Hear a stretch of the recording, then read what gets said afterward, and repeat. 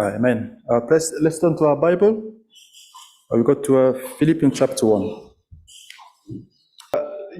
That beautiful work, to glorify himself, to really show what he can do in people's life. With that in mind, let's go to Psalm chapter 70.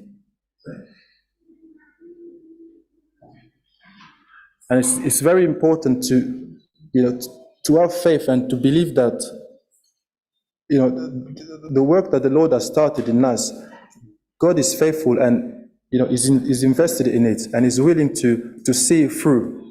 And, let's do ourselves a favor and not to get in the way of what the Lord wants to do. Psalm 17 verse 4, it says, let all those that seek thee rejoice and be glad in thee, and let such as love thy salvation say continually, let God be magnified. And I was trying looking at this word, God be magnified. And if you think of the word magnify, nowadays you have like a magnifying glasses. You can make objects appear bigger than they are. You flick one side, it's the same object, but it appears big, and you flick the other side, and it sort of, you look at it it appears the way it is. The magnifier that the Bible is talking about here, it's not making, God appear big, because we know God is big, but it's really God to be glorified, to be praised highly. And you think, how can God be glorified in our life?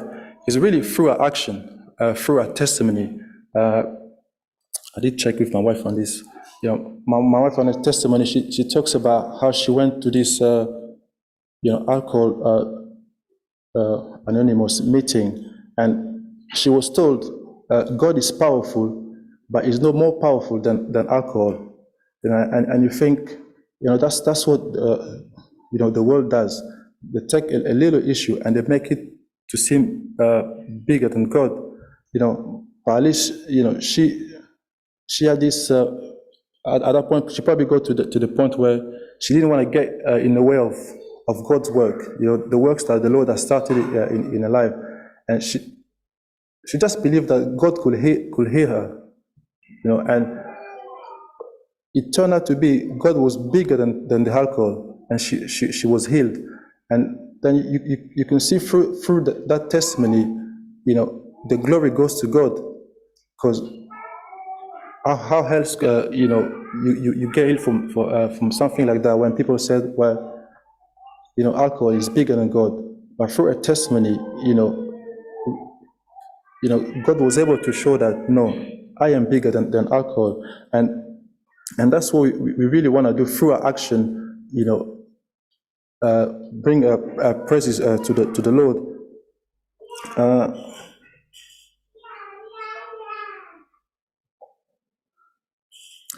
And our testimony really, it's God's testimony. And this week we'll have the opportunity to listen to many other testimony. The things that God has done, in people's life. And through this testimony, really, you hopefully will get a sense of really seeing how good God is, and how willing He is to, how invested He is in our lives, and how willing He is to see that work that He started, to see it through. And really, like I said, our job is really to just walk alongside God and not get in the way. Let's go to 1 Peter chapter 1. No, 1 Peter chapter 2, sorry.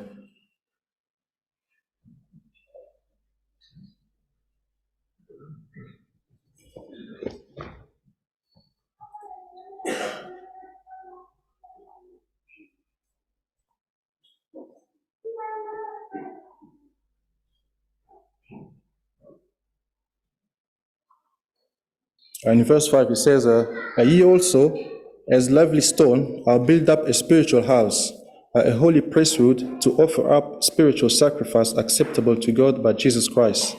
Wherefore it's also contained in the scripture, behold, I lay in Zion a chief cornerstone, elect and precious, and he that believeth on him shall not be confounded. Unto you therefore which believe he is precious. Unto them which be disobedient, the stone which the builder disallowed, the same is made the head of the corner. And again, we can appreciate, to us, we really, the Lord is something is precious to us, and it's the one we go to, when you wanna get through life, you wanna achieve stuff, you're thinking, well, I want to do stuff, whatever I want to achieve in my life, I don't want to do it without the Lord, because again, if it's me trying to achieve those things by myself, it's just my presence that I'm seeking. I can say, yes, I've done this, yes, I've done this, yes, I've done this. But, what we want is to be able to say it, yes, the Lord has done this for me. Through the Lord, I was able to overcome this situation. Through the Lord, I was able to, to have victory in this particular situation. If you go quickly back to Psalm chapter 70.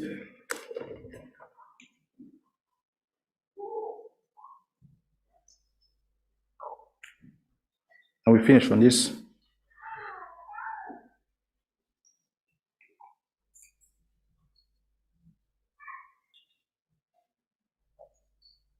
So in verse 5, it says, but I am poor and needy, and make haste unto me, O God, thou art my helper and my deliverer.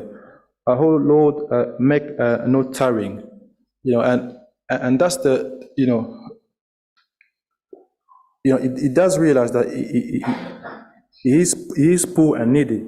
And it comes from that point where when you realize that I need the Lord, without the Lord, I really can't, I can't make it. And